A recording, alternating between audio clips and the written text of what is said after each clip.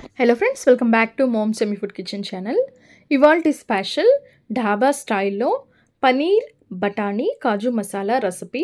ఈ రెసిపీని ఈజీగా సింపుల్గా టేస్టీగా ఎలా ప్రిపేర్ చేసుకోవాలో చూసేద్దాము. ఈ రెసిపీని తయారు చేయడం కోసం ముందుగా స్టవ్ ఆన్ చేసుకొని స్టవ్ మీద ఒక ప్యాన్ పెట్టుకోవాలి. అందులో 2 table spoons oil, 2 table spoons వరకు బటర్ని వేసుకోవాలి. ఇలా బటర్ని ఆయిల్లో వేసుకోవడం వల్ల బటర్ మనకి నల్లగా మాడిపోకుండా ఉంటుంది. బటర్ మెల్ట్ చేసుకోవాలి. బటర్ మెల్ట్ అయిన తర్వాత ఇందులోకి 200 గ్రామ్స్ వరకు పనీర్ తీసుకోవాలి. పనీర్ తీసుకొని దాన్ని చిన్న చిన్న స్లైసెస్ లాగా కట్ చేసి పెట్టుకోవాలి. ఆ కట్ చేసి పెట్టుకున్న పనీర్ని ఈ బటర్లో వేసేసుకోవాలి. వేసేసుకొని బాగా రోస్ట్ చేసుకోవాలి. మంచి కలర్ వచ్చేంత వరకు రోస్ట్ చేసుకోవాలి. ఈ విధంగా పనీర్ని రోస్ట్ చేసుకోవడం వల్ల చాలా సాఫ్ట్గా ఉంటుందన్నమాట రెసిపీ. చూడండి, 2 మినిట్స్ తర్వాత మనకి పనీర్ ఈ విధంగా బాగా రోస్ట్ అయిపోయింది. ఇప్పుడు దీనిని ఒక ప్లేట్లోకి తీసేసుకోవాలి. పనీర్ని ఒక ప్లేట్లోకి తీసేసుకున్న తర్వాత అదే ప్యాన్లో మనకి బటర్ ఉంటుంది కదా, అదే ప్యాన్లో మనము కట్ చేసి పెట్టుకున్న ఆనియన్ ముక్కల్ని వేసుకోవాలి. ఒక 2 పెద్ద ఉల్లిగడ్డల్ని తీసుకొని ఇలా ముక్కల్లాగా కట్ చేసుకొని ఇంత సైజులో కట్ చేసుకుంటే సరిపోతుంది.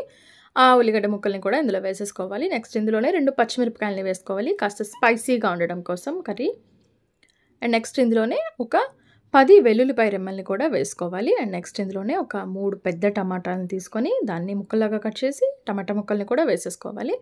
ఇప్పుడు మొత్తం అంతా ఒకసారి మిక్స్ చేసుకోవాలి. ఇందులోకి ఒక గుప్పెడు జీడిపప్పుల్ని కూడా వేసుకుంటే మనకి టేస్ట్ అనేది చాలా బాగుంటుంది. ఇప్పుడు జీడిపప్పుల్ని కూడా వేసుకొని ఒకసారి మిక్స్ చేసుకోవాలి.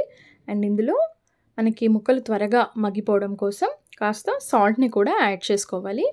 ఒక 1/2 స్పూన్ వరకు సాల్ట్ వేసుకుంటే సరిపోతుంది. సాల్ట్ వేసుకున్న తర్వాత ఒక్కసారి మిక్స్ చేసేసుకొని స్టవ్ని మీడియం ఫ్లేమ్లో ఉంచేసి దీని మీద మూత పెట్టేసి ముక్కలన్నీ బాగా మగ్గనివ్వాలి. ఒక 5 to 10 మినిట్స్ ఈ ముక్కలు మగ్గనిస్తే సరిపోతుంది. 10 మినిట్స్ తర్వాత స్టవ్ ఆఫ్ చేసేసి ముక్కలు ఈ విధంగా మగ్గిపోయి ఉంటాయి. దీన్ని కంప్లీట్గా ఫ్యాన్ కింద పెట్టి చల్లార్చుకోవాలి. ముక్కలన్నీ కంప్లీట్గా చల్లారిన తర్వాత ఒక మిక్సర్ జార్ తీసుకొని స్మూత్గా పేస్ట్ లాగా వేసుకొని పెట్టుకోవాలి. నెక్స్ట్ స్టవ్ ఆన్ చేసుకొని స్టవ్ మీద ఒక కడాయి పెట్టుకోవాలి. అందులో 4 టేబుల్ స్పూన్స్ వరకు ఆయిల్ వేసుకోవాలి. ఆయిల్ కాస్త హీట్ అయిన తర్వాత ఇందులోకి 1/2 చెంచా జీలకర్రని వేసుకోవాలి. ఈ జీలకర్రని కాస్త ఫ్రై చేసుకోవాలి. జీలకర్ర కాస్త ఫ్రై అయిన తర్వాత ఇందులోకి 2 బిర్యానీ ఆకుల్ని వేసుకోవాలి. బిర్యానీ ఆకుల్ని కూడా కాస్త ఫ్రై చేసుకోవాలి. అండ్ నెక్స్ట్ ఇందులోకి పచ్చి బఠానీ, ఈ బఠానీని ఒక 5 మినిట్స్ వాటర్లో నానబెట్టేసి బఠానీని ఇందులో వేసుకోవాలి. ఇప్పుడు బఠానీని కూడా కాస్త ఫ్రై చేసుకోవాలి.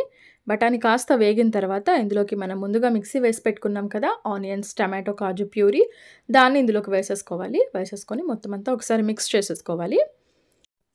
ఈ విధంగా మిక్స్ చేసుకున్న తర్వాతకి ఇందులోకి మసాలా పౌడర్స్ని యాడ్ చేసుకోవాలి. 1 స్పూన్ జీలకర్ర పౌడర్, 1 స్పూన్ ధనియాల పొడి, 1 స్పూన్ కారం, 1/2 చెంచా పసుపు అండ్ రుచికి సరిపడా సాల్ట్ మనం ముందుగానే ముక్కల్లో వేసి మగ్గపెట్టాం కాబట్టి కాస్త తక్కువ వేసుకుంటే సరిపోతుంది. సాల్ట్ కూడా వేసేసుకొని గ్రేవీలో అన్నీ మిక్స్ అయ్యే విధంగా మిక్స్ చేసుకోవాలి.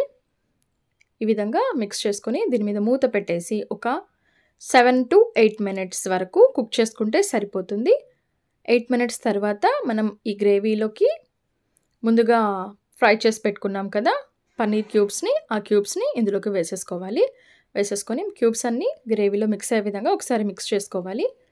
గ్రేవీ థిక్గా కావాలి అనుకుంటే ఇలా ఉంచేసుకుంటే సరిపోతుంది. లేదు ఇంకా ఎక్కువగా కాస్త లూజ్గా కావాలి, ఎక్కువ గ్రేవీ కావాలి అనుకుంటే కొన్ని వాటర్ కూడా యాడ్ చేసుకోవచ్చు. ఇప్పుడు ఈ విధంగా దీన్ని ఒక 5 మినిట్స్ కుక్ చేసుకున్న తర్వాతకి ఫైనల్గా దీంట్లోకి 1/2 చెంచా కసూరి మేతిని వేసుకోవాలి. కసూరి మేతిని వేసుకోవటం వలన మనకి రెసిపీ అనేది చాలా టేస్టీగా ఉంటుంది. ఇక్కడ రెసిపీ యొక్క టేస్ట్ మొత్తం మనకి కసూరి మేతిలోనే ఉందన్నమాట. దాన్ని అసలు స్కిప్ చేయకూడదు, తప్పకుండా వేసుకోవాలి.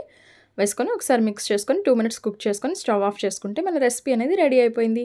అంతేనండి. మీకు కనుక నా రెసిపీ నచ్చినట్లయితే నా ఛానల్ తప్పకుండా సబ్స్క్రైబ్ చేసుకోండి.